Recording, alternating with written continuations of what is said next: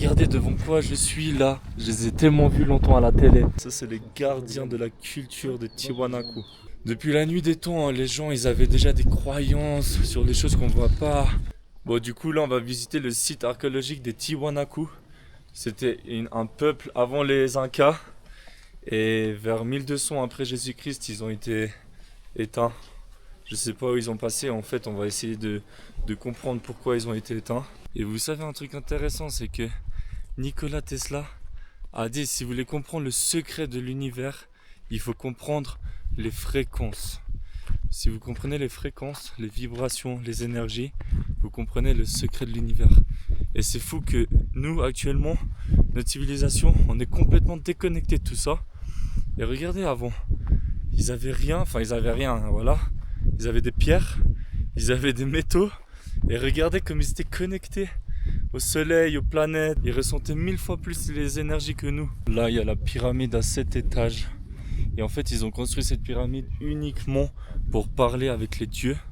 Et comment ils s'y prenaient? En fait, ils buvaient de l'eau du cactus de San Pedro.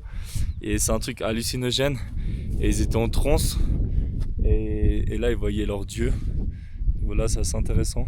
Dites-vous qu'ils ont fait toute cette pyramide uniquement pour ça. Juste pour être connectés avec leur dieu. Putain de théorie, c'est des aliens. Là, les gars, ils prenaient leur bébé. Ils leur mettaient comme ça des bandages. Et ils déformaient le crâne des bébés pour que ça devienne des chamans. Et ensuite, ils leur faisaient un trou sur le crâne et ils leur mettaient une pièce d'or dans le trou. Là, il y a un monolithe, une énorme statue de chaman. Là, c'est une femme, parce que vous voyez, elle a les épaules assez fines. Et comme vous pouvez le voir, dans la main droite, elle a un verre. C'est là où ils buvaient le cactus San Pedro, où ils rentraient en transe. Et dans l'autre main, elle tient un bâton. Ça représente la force politique. Et donc vraiment, les chamans, c'était vraiment eux qui avaient le pouvoir. Hein. Donc en fait, ça c'est le temple du soleil. Aux équinoxes d'hiver et d'été, le soleil, il passait exactement dans la porte là-bas. Il pointait vers le monolithe et il traversait tout le temple jusqu'à l'autre porte. Deuxième monolithe, c'est encore un chaman. Là, c'est le roi. Avant, c'était la reine. Et cette fois-ci, celui-là, il est fait d'une pierre volcanique. Il ressentait vraiment toutes les énergies. Et en fait, ils ont trouvé de l'or un peu partout autour de la statue. Et en fait, l'or qui décorait les statues et que les chamans portaient sur eux, c'était pas du tout des décorations. C'était pour conduire l'énergie corporelle et la connecter avec l'énergie de la terre et du soleil. Et dites-vous que tout ce qu'ils ont fait là, tout ce temple, c'était juste pour les cérémonies. C'est assez intense. Et il y avait 7 chamans hommes, 7 chamans femmes. C'est pour ça qu'il y a 7 niveaux dans la pyramide. Et en fait, ça représente les 7 niveaux d'énergie. Là, on est devant la porte du soleil. On dirait vraiment la porte pour passer dans un autre univers, dans un autre monde. Et c'est tout à fait ça. Hein. Ils croyaient fortement à ça. Et en plus, là où le temple a été construit, c'est vraiment parce qu'il y avait un champ magnétique tout autour. Par cette porte-là, aux équinoxes d'hiver et d'été, le soleil passait exactement le 21 mars et le 21 septembre et traversait tout le temple. Et un truc que j'ai kiffé aussi, c'est qu'ils peignaient leurs vases toujours en 3 couleurs. Ils avaient le rouge, le blanc et le noir. Parce qu'ils disaient qu'il y avait 3 mondes. Le blanc, c'était pour le monde des dieux, le monde qu'on ne pouvait pas voir.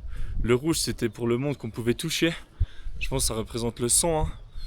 Donc le monde là où on vit. Et le noir, c'est le monde souterrain. Il disait que c'est le monde qui donnait la vie en fait. C'est là les racines des arbres, tous les fruits, toute la vie sortait du monde noir. Depuis la nuit des temps, les gens ils avaient déjà des croyances sur les choses qu'on voit pas, sur les dieux, sur les forces invisibles.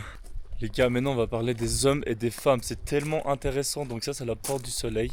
Et ça représente la dualité entre la terre et le soleil, entre les hommes et les femmes. Donc là, au centre de la porte, il y a une grosse tête de puma. Et le puma, en fait, c'était l'énergie féminine. Ça représentait la femme qui était connectée à la terre. Et ensuite, sur les deux côtés, il y a 2 condors. Et le condor, ça représentait l'homme. Ça représentait l'homme qui était autour de la terre, donc le soleil, et qui formait cet équilibre. Et c'est pour ça que cette porte, elle était très importante. Donc ils étaient vraiment en équilibre, en équation avec le soleil, la terre, les hommes, les femmes. Est-ce que vous pensez qu'au jour d'aujourd'hui, c'est toujours le cas? Vous voyez là, c'est la porte de l'équinoxe. Le soleil rentrait par cette porte. Et juste à côté, là, il y a un temple souterrain en fait. Par exemple, à Tahiti, c'est les Tiki. Ici, c'est les Matiki. Pour moi, vraiment, il y avait une civilisation super avancée qui voyageait dans le monde. Enfin, qui a voyagé. Et qui a donné le savoir un peu aux autres civilisations. Je sais pas ce que vous en pensez, si vous voulez me dire en commentaire un peu vos idées sur tous ces temples, tous ces monuments qu'il y a à travers le monde et qui partagent exactement les mêmes histoires. Vous pouvez me dire votre avis dans les commentaires. Putain, Gustin, il s'est encore fait avoir, merde. Et tu as maintenant. Putain, merde, Gustin, mais Solo elle pèse. il va claquer toutes ses thunes, ce enculé. Bon, on a revu notre ami là, on va lui acheter des petites figurines. On va les mettre bien. Ça c'est quoi? El Pama, comment c'est? Puma? Techapuma, Techapuma, qui est le dios? el guardián de la cultura tiwanaku. Ah, ça c'est les gardiens de la culture de Tiwanaku. Cruz andina. Este es el calendario. De aquí empieza enero, febrero, marzo, abril, mayo, junio, julio, agosto, septiembre, octubre, noviembre, diciembre, los 12 meses. Ahí está. Ah, El cóndor representa a la Acapacha. Tortuguita y el búho, Acapacha de nosotros donde vivimos. si. Y el sapito está Manjapacha. Los tres niveles. Ah, eso está muy bien. Y eso es un calendrier. Donc, eso que. Una ranita de la fortuna, un tortuguita, búho de la sabiduría, un cóndor. 5 bolivianos la figurina. Gracias. Ça fait 20 centimes, je crois. Vraiment pas cher. Hein. Regardez devant quoi je suis là. Je les ai tellement vus longtemps à la télé. Ça m'intrigue tellement ces pierres.